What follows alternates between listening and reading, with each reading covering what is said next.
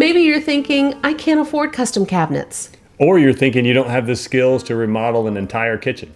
We built a custom pantry with old cabinets on a crazy tight budget. And by the end of this video, you're going to know how to do it too.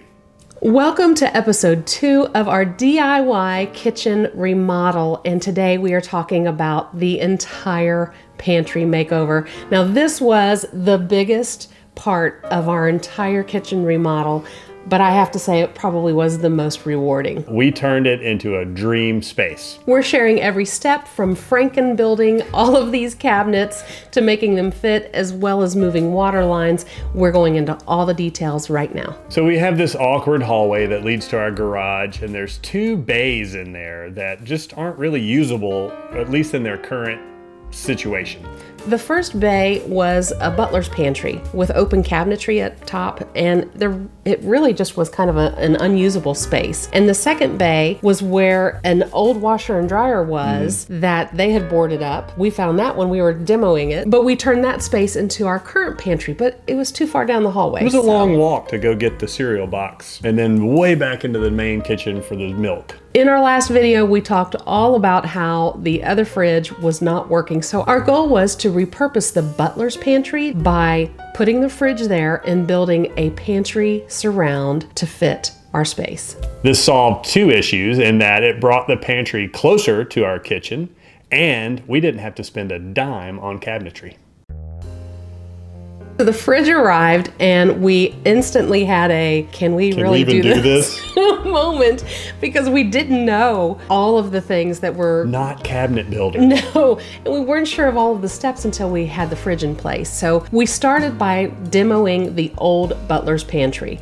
We had to take all of that stuff out in order to see how was this space going to work. Plus they were delivering the fridge, so we had to have them put it somewhere. Now, one caveat was the water line.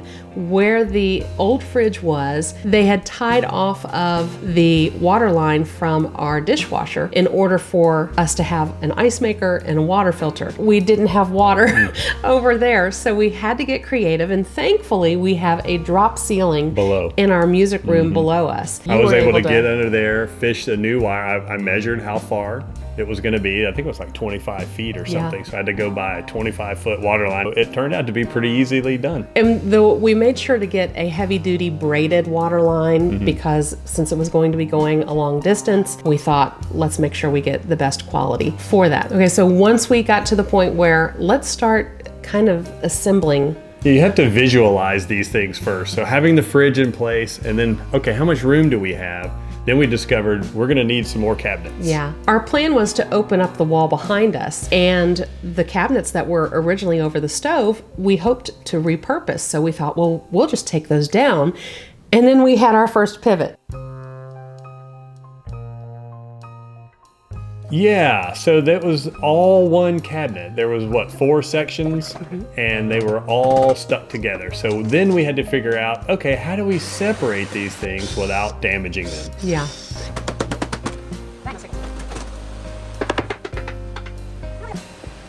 The other thing that we did, we had built custom cabinets for that new pantry that we put in that far bay. And so we thought, well, if we already built those, let's try to repurpose them as well. Started collecting cabinets from every corner of this house. Yeah. Sorry, kid, I'm taking your cabinet. You have to mock things up, and we started stacking them going, okay, this is gonna work. I can't believe how good this is gonna work. I know, so it was kind of like a Frankenstein. We jokingly say we Franken-built it, but we really did because we had to piece together all of the cabinets, and miraculously, I don't know how, but they all fit perfectly. Yeah. I mean, when you see the finished product, you will not believe that there are 1, 2, 3, 4, 5, 6 separate cabinets with one custom built that we made ourselves. It's crazy good. So we had the base cabinets, then we did the middle cabinets, and then we got to the top cabinets, and then that's when pivot number 2 happened.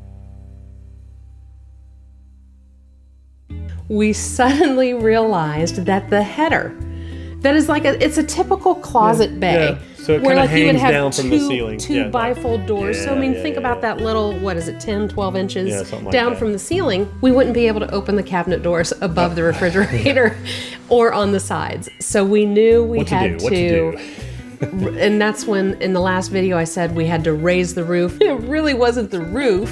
Yeah. It was more the opening to this bay area just to facilitate those doors being able to open and close. This wasn't a door, a header over a door or walkway, so it was a pretty simple construction. So it's basically all you're dealing with is 2x4s, and those are pretty easy to remove. It's best to have either a Dremel tool that will cut through nails or a Sawzall that will cut just through the board. You're not really going to reuse them. Maybe you can reuse the scraps, but usually there's a 2x4 that runs across the ceiling, that stays, and then below that you've got small 2x4s that hang, and then another 2x4 that's underneath that's attached to those. So you're just kind of pulling that out, and then those supports, and then leave everything else. Of course, when you remove a header or some kind of wall, or even a mini wall like this kind of was, the concern should always be, is this a load-bearing wall?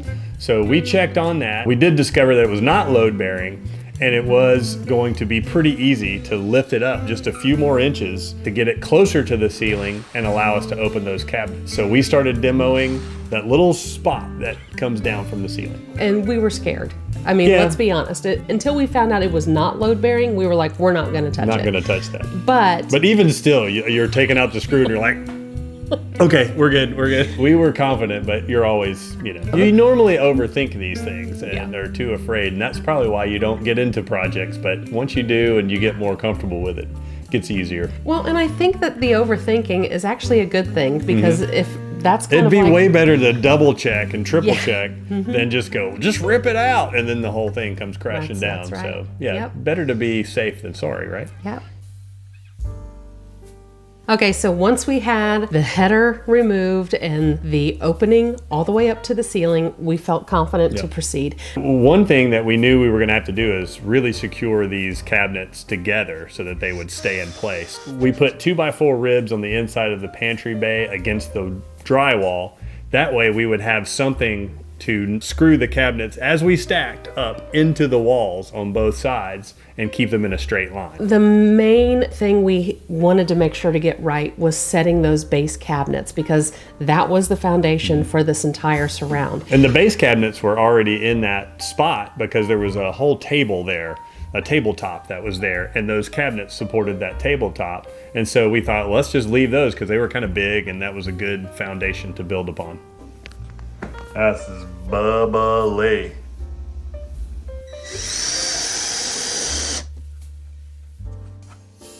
Now, one thing I do want to talk about is connecting the cabinets together.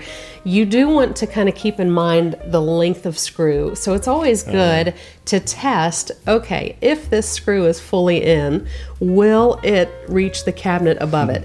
Also, there were spaces between the cabinets that we did put. We put some just random scrap pieces of wood just to keep everything level. I mean, inevitably, the bottom of one cabinet, the top of another cabinet aren't going to sit totally flush. Right. So you have to put supports under there to make sure that when you handle it, it's not going to wobble around. That's another reason we put the ribs in the walls first, so that we'd have something very stationary to screw to. So the one kind of custom cabinet was above the refrigerator. We didn't have any cabinets that were large enough to span that gap. So I did have to make a cabinet, but it's really easy because really all I made was a box. That's right. And we built sides in order to hide the two cabinets being stacked, or the three cabinets being stacked.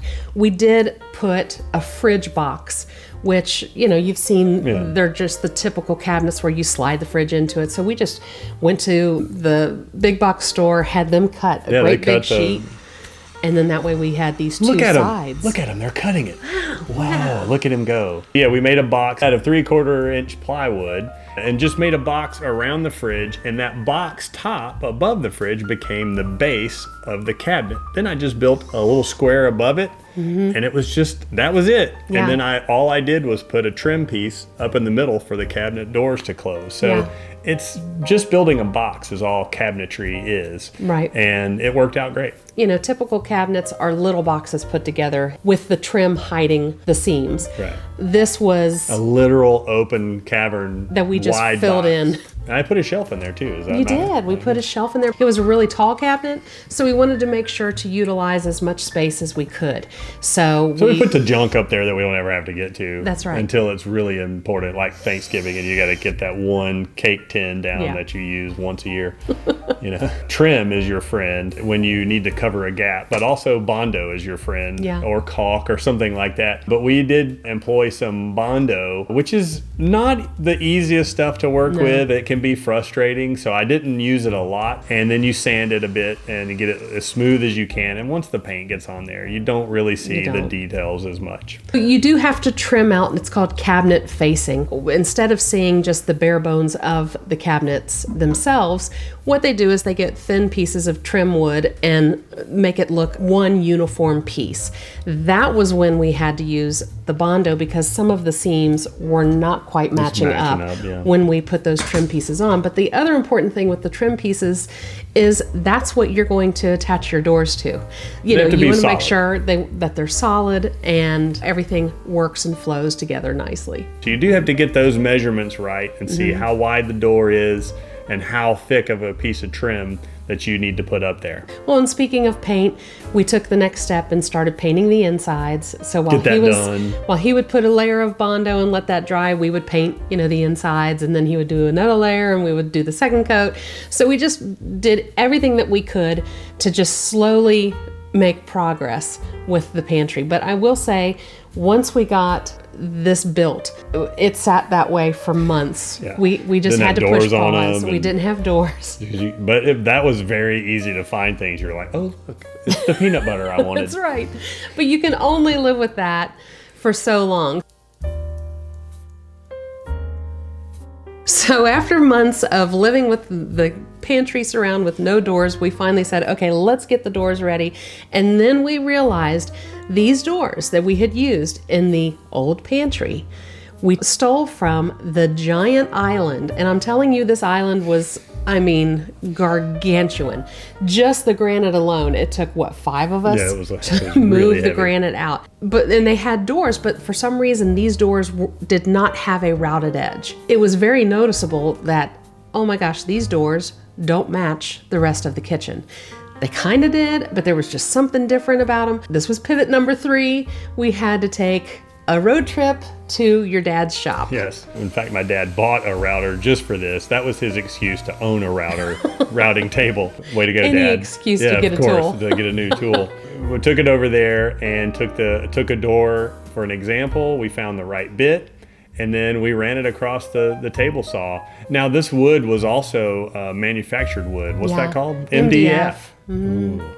Jinx, you owe me a Coke. So the MDF cut just the same though as the regular wood, and we did a couple of practice runs to get it right. And so maybe it's not 100% perfect match, but once you get them all hung and painted, they all look like they're the same, and it really made a big difference. Well, and the good thing is these cabinet doors are not right next to, they're not connected with the other cabinet doors that you're trying to match it to. So they're about 5 feet apart. So if there's a little bit of a variance, that's okay. And if you notice that, get out of my house.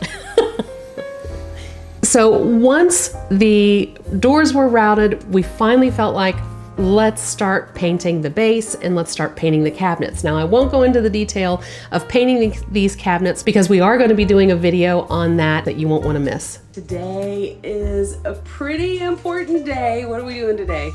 We're putting in cabinet doors. Pantry cabinet doors finally going in. When we redid the kitchen 5 years ago, we kept the old exposed hinges, and I just did not like. Your dream was to just have some hidden hinges, so you don't have all that metal sticking around on the edges. So we got some hidden hinges and a Craig jig to put them on. Yeah. Now, one thing that you want to keep in mind is what is the overlay of the door onto the base cabinet, and that took a lot of math, which math makes me cry, but it took a lot of figuring. So basically what you do is, and then that is what I can't even explain it.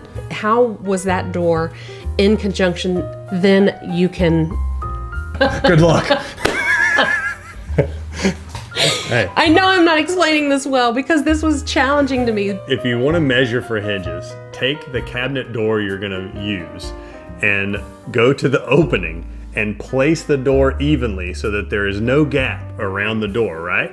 And you can't see into the cabinet. And then measure the edge of the cabinet to the inside edge of the opening. Whatever that is, that's the size of hinge you get. See, that's so much easier. Don't worry about dividing it in half. I feel like I'm the Patrick Star holding the globe of confusion going, because I just don't get it. Yeah. Now, the good thing about these hinges is that they are adjustable. You can adjust them up and down. You can adjust them left or right. There is some wiggle room there. Even forward and back. Now we hit pivot number 4. We put the doors on. They look gorgeous. We install the hardware. It looks stunning. And then we open a door and smack, it hits against the walls. So we had to buy these spacers that you insert into the hinge. And basically what that does is it limits how far the door will open. So once we put those in place, and they're super easy to install. Yeah. Once you put those in place, they do not hit the edge and it saves the day for sure. Also, we should mention these were soft close hinges just for extra fanciness so that when you let go, it just... So it's like a pillow. That's right. Soft close. Soft close. Soft close. The honest truth, this pantry build was by far the hardest part of the whole remodel. Yes. For sure. Yeah. Even opening a wall. That was easy. That was easy compared to this pantry build. But we did it. Yeah. It was worth every single pivot. It is absolutely stunning. I still love it. I think it is one of our favorite DIYs that we've ever done. Is it perfect? No. It's not perfect. And there's spots where it's kind of hard to get in there, but we saved so much money. Yeah. And it is still functional and we still enjoy it. And because we repurposed the cabinet doors and the cabinet bases, it looks like it was intended, like the entire kitchen was planned for that spot to hold this pantry because it's all uniform and flows so nicely. Okay, so if you're in this same spot, here are some tips that maybe you can consider. What if you don't have cabinets to repurpose? You can always go to Facebook Marketplace, maybe Habitat Restore, find some cabinets that you could possibly see about repurposing for your project. That would save you a lot of money. Always Franken-build when you can. It's not gonna hurt anything and it's gonna save you so much money. Use every last scrap of something that you already have to try to make something beautiful out of. Well, and let's face it, what is the worst that could possibly happen? It doesn't work? Oh well, so then you have to take it apart and start over. But at least you tried to make an effort to have something work that you already own. Every time we do one of these builds, we learn something. Yeah. And that takes to our next one and we go, oh, remember when that happened? Now we've got a solution. And so you learn so much by doing this. Working on this particular spot did take a lot of time. Yeah. And you are going to need to lock into some patience on that and just understand that it's going to take some time because there is a lot of math involved, as we said, and you keep running into small issues. But just think of the money you're saving because when those contractors, they're also running into those same problems and issues, and then they're going to charge you double because now they've got to figure out a solution. The reason why it took us so long was because real life happened. You know, we had 2 seniors, one in high school, one in college, so all of the activities that go along with that, and then continued health things that we had to get checked up, and family, and then holidays and birthdays, and sometimes you just don't feel like it. That's right. It's okay if you start a project and then you hear the tires screech to a halt and you live with it paused for a while. We still had people over. We had Christmas with studs exposed. And wires. And we just had to live with it for a while. But the end result, if you know you have a goal in mind and you know you're going to get back to it, the end result is worth the time that it takes to push pause, to experience life and to enjoy life. It's not all about a perfect home or perfect DIYs.